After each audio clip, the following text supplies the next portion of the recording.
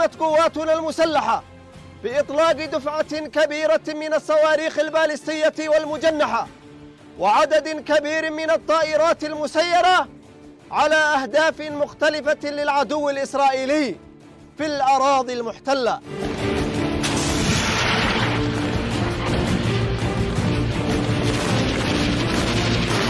إن القوات المسلحة اليمنية تؤكد أن هذه العملية هي العملية الثالثة نصرة لإخواننا المظلومين في فلسطين، وتؤكد استمرارها في تنفيذ المزيد من الضربات النوعية بالصواريخ والطائرات المسيرة حتى يتوقف العدوان الإسرائيلي.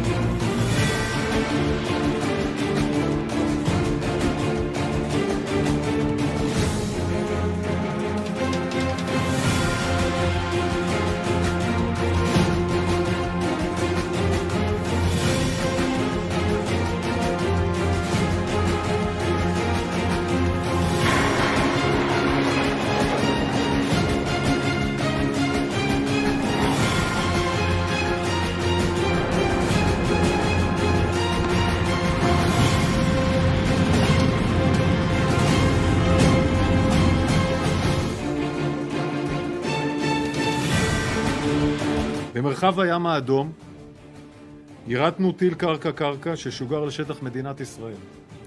יירטנו אותו על ידי מערכת הגנה לטווח רחוק, מערכת החץ. זוהי הפעלה ראשונה של המערכת במלחמה והיא בוצעה בצורה מוצלחת. מטוסי צה"ל יירטו גם 2 מטרות עוינות נוספות שטסו במרחב. כל המטרות יורטו מחוץ לשטח מדינת ישראל הודות ליכולות המתקדמות של חיל האוויר.